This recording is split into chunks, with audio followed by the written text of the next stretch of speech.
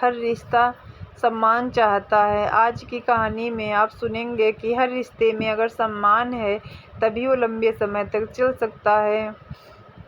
ठोकरें लगना अच्छी बात है, लेकिन अगर ठोकरों से शरीर ज़्यादा चोटिल हो जाए तो सबक लेकर आगे बढ़ना भी ज़रूरी हो जाता है।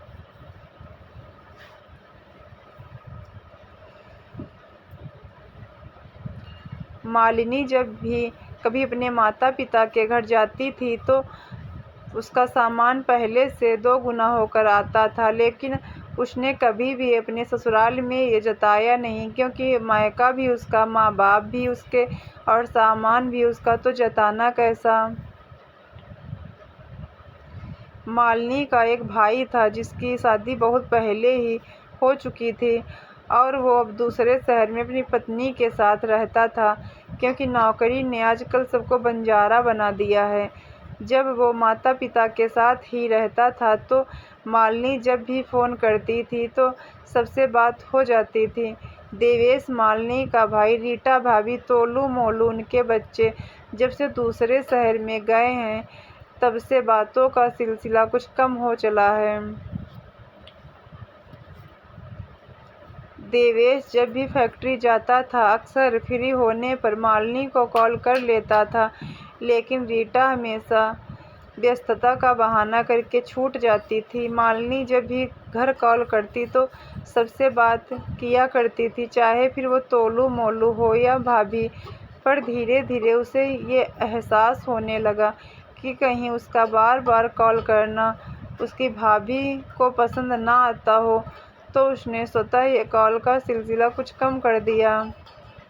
स्वीटी, मालिनी की जेठानी, अपने परिवार में और बच्चों में ही व्यस्त रहती थी। मालिनी को वहाँ से भी कोई उम्मीद नहीं थी, क्योंकि मालिनी को उसको गलत नहीं मानती थी, बस ढलती जा रही थी इस दुनियादारी में।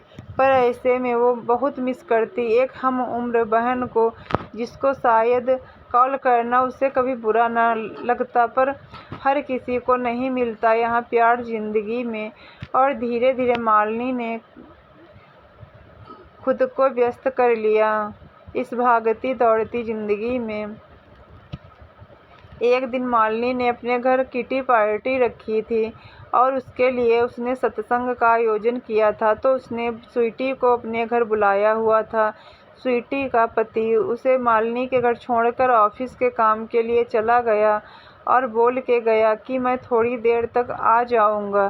स्वीटी ने देखा कि अर्जुन, उसका पति, को आने में अभी टाइम लगेगा, तो उसने मौके का पूरा फायदा उठाया और बच्चों के साथ गप्पे मारने बैठ गई। मालिनी जो काम कहती वो स्वीटी कर देती और फिर आकर बैठ जाती, तो साफ पता चल रहा था कि वो जो भी कर रही है मजबूरी में कर रही है। तो मालिनी ने उससे कुछ नहीं कहा और सारा काम जल्दी जल्दी निपटाने लगी। सत्संग का आयोजन शुरू हुआ, औरतें आने लगी और थोड़ी देर में अर्जुन भी आ गया, तो स्वीटी ने उसे देखते ही काम करना शुरू कर दिया और औरतों के बीच कानाफूसी भी शुरू हो गई कि मालिनी की तो मौज है, उसे स्वीटी का सहारा मिल जाता है, हमें तो सब कुछ अकेले ही करना पड़ता है। ये सब बातें मालिनी के कानों में पड़ी तो उसे बहुत बुरा लगा, क्योंकि सारा काम उसने खुद ही किया था, पर उसने इस बात पर चुप रहना ही ठीक समझा।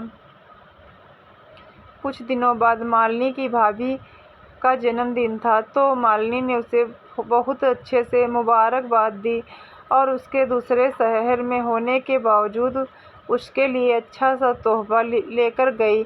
लेकिन उस दिन उसकी भाभी ने उससे बहुत अच्छे से बात नहीं की, तो उसे लगा कि शायद किसी बात से उनका मूड ठीक नहीं होगा।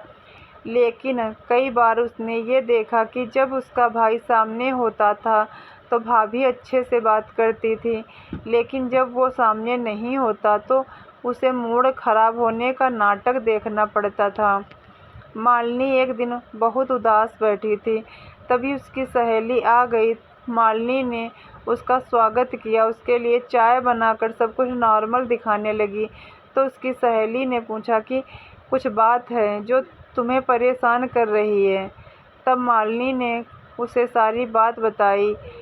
उसकी सारी बातें सुनने के बाद सनाया ने कहा, देखो मालिनी, सम्मान हर रिश्ते में होना चाहिए, फिर चाहे वो छोटा हो या बड़ा। और अगर सामने वाले को आपका सम्मान करना नहीं आता तो आपको भी एक कदम पीछे हटाकर उससे ये एहसास दिलवा देना चाहिए।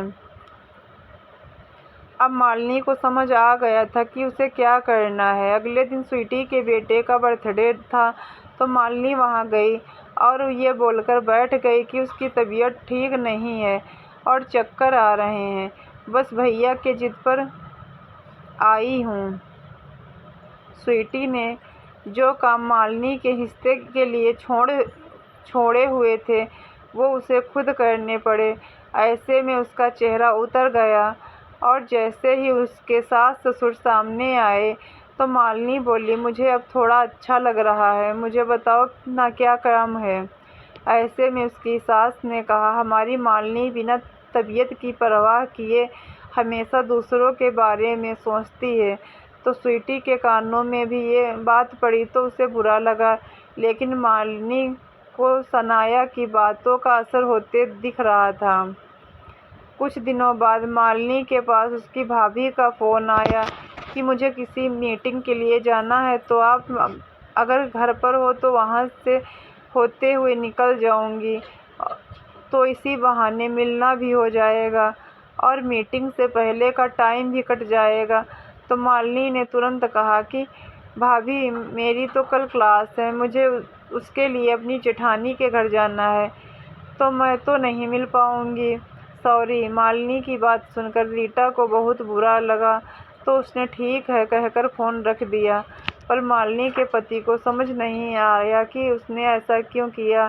पर मालिनी को समझ आ गया था कि अब उसे किसके साथ क्या करना है, आखिर सम्मान पाना उसका अधिकार है।